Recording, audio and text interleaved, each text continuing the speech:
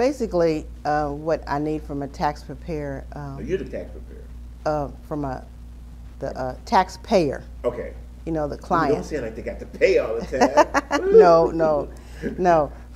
They are the taxpayer, Okay. but from my client, you know, what I usually need if a person just has a job, a W-2 job. That means a job where they have an employer, and the employer, you know, pays them wages, and they take out Social Security and they take out Medicaid.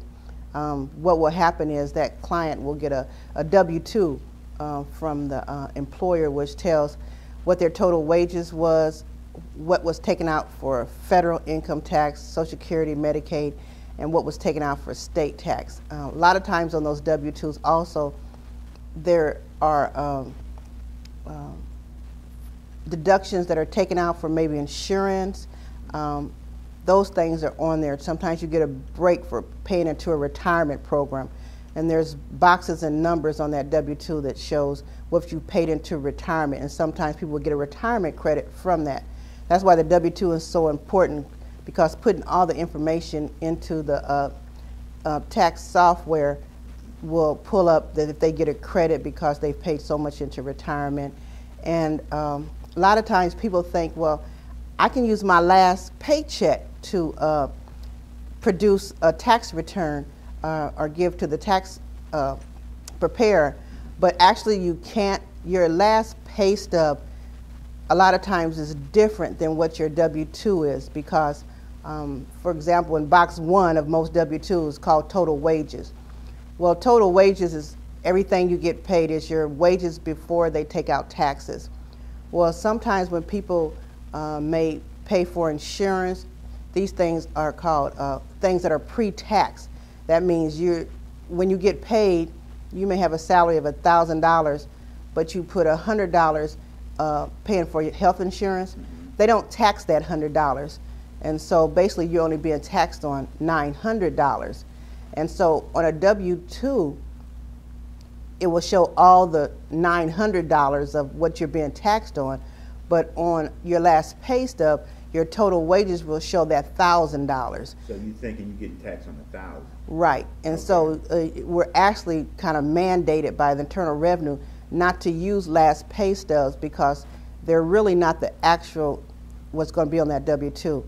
A lot of pre-tax wages do not show up on your W-2. You might have made a total of $35,000 total wages, which would show up on your last pay stub, but on your W-2, total wages might be $32,000.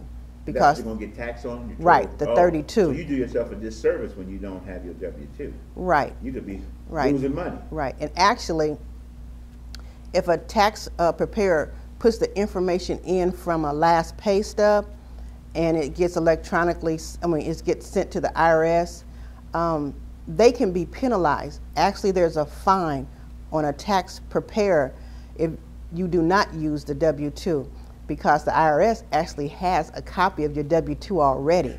And if you enter information from a last pay stub, which is not the same as the W-2, there's a $500 fine per return that a tax preparer puts in that's not from the W-2. Wow.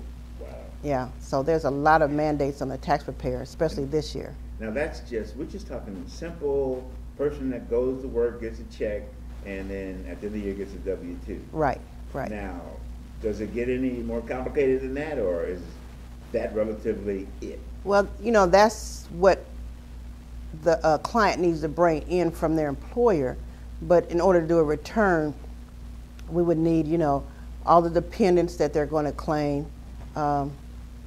Definitely need Social Security numbers of all the dependents that you're going to claim. Actually, we need a copy of your Social Security card. As a tax preparer, we have to keep a copy of those things on file.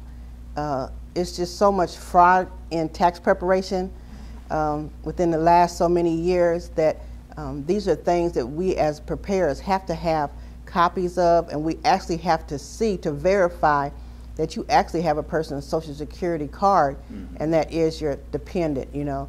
Okay. Usually have Social Security copies of, need to take copies of Social Security cards of the taxpayer, the client, If they have a spouse, theirs, Right. and all the dependents, we need to have a copy of those in our records in case we're ever Right. audited by the IRS. Those are things that we have to have on file to cover that we did verify the information.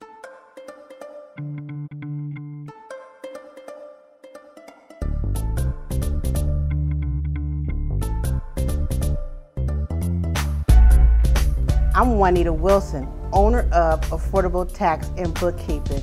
You know, it's tax season time, and I love working with individuals and businesses in preparing their tax return.